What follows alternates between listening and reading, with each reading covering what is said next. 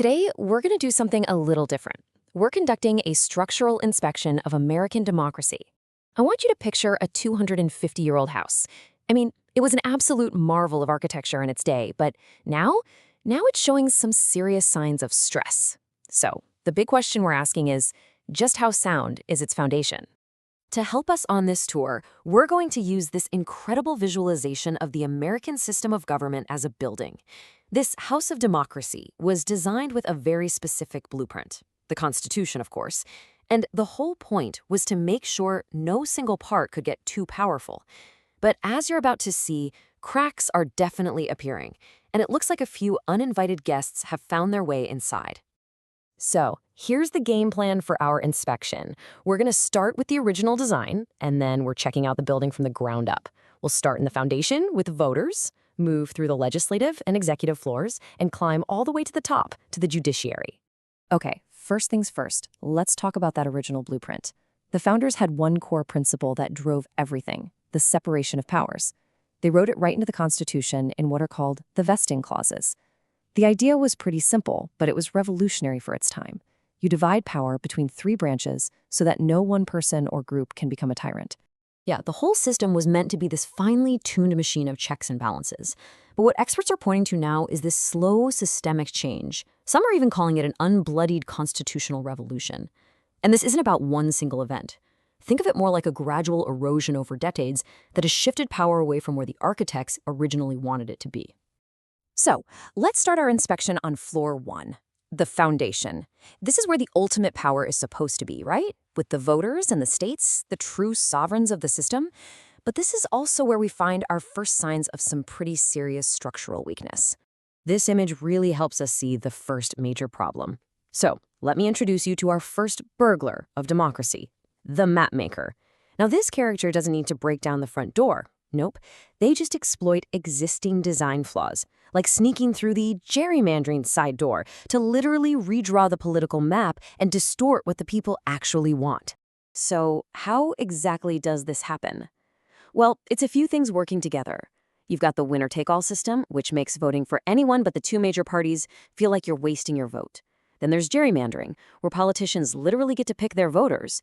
And of course, the Electoral College, which can put a president in office who didn't win the popular vote. And the result?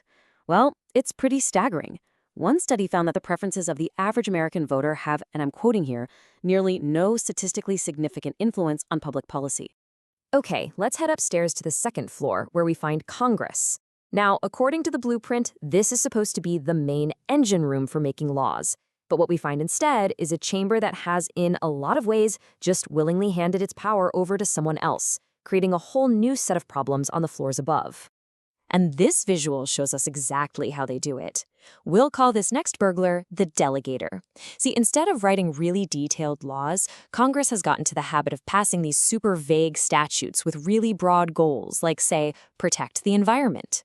Then, they just punt the hard work writing the actual rules over to federal agencies in the executive branch.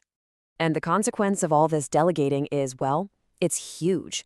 As this quote just nails it, by ducking all these tough political fights, Congress has effectively handed the president a blank check. This has literally turned the executive branch into the most powerful lawmaker of our time. Now, you might be thinking, wait a minute, isn't there a rule against that? And, well, yeah, there is.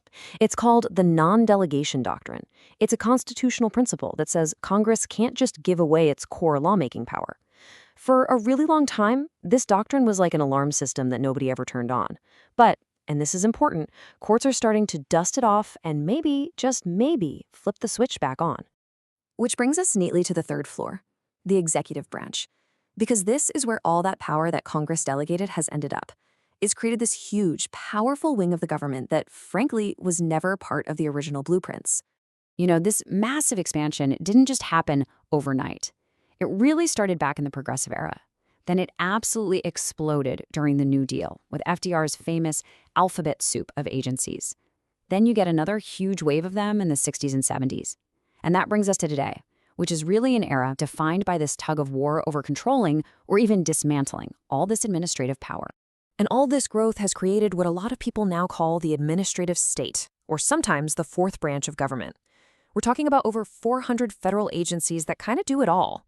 They write rules like a legislature, they enforce them like an executive, and they can even judge disputes like a court, all under one roof, and often without any direct say from the voters. So, up on this floor, we find two more of our burglars hard at work. First, you've got the decree maker, who uses executive orders to pump out major policies and completely bypass Congress. Then there's the dismantler, who uses the power of appointments to put loyalists inside these agencies to weaken them from within, or even to try and reorganize the whole bureaucracy by themselves. And finally, let's head all the way up to the top floor, the judiciary. This level was supposed to be the impartial referee, the last line of defense for the rule of law. But it too has been transformed. It's become a highly politicized ideological fortress. Okay, something absolutely massive just happened up here. For 40 years, there was this rule called Chevron deference.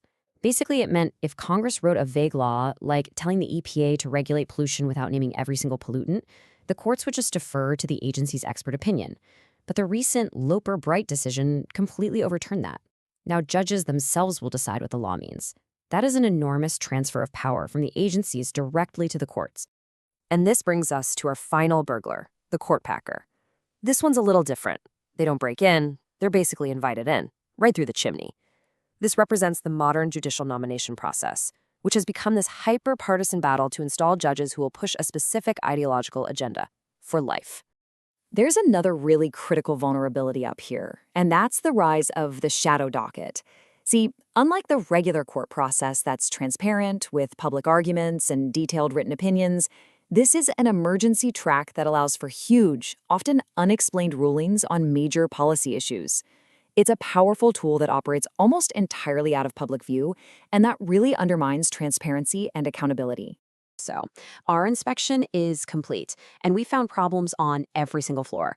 From the foundation all the way to the rooftop, we've uncovered these interconnected weaknesses that are concentrating power and putting a massive strain on the original design of this house of democracy. Let's just do a quick recap of the burglars we found today. Down in the foundation, we had the map maker, who's distorting the will of the voters. Then we went up a floor and found the delegator, letting Congress just give away its power. That power gets snatched up by the decree maker and the dismantler in the executive branch. And finally, the court packer is turning the judiciary from an impartial referee into a political prize. Which, of course, leaves us with the ultimate question. Look, this 250-year-old building was designed for a completely different world. It's now facing pressures its architects could never have possibly imagined. So after seeing the damage on every single floor, we have to ask ourselves, can this house be repaired? Can it be reinforced to handle the 21st century? Or are the cracks in its very foundation just too deep to fix? Everything we've walked through in this analysis was built on research from a really wide range of legal and political science sources. Thank you so much for joining us for this explainer.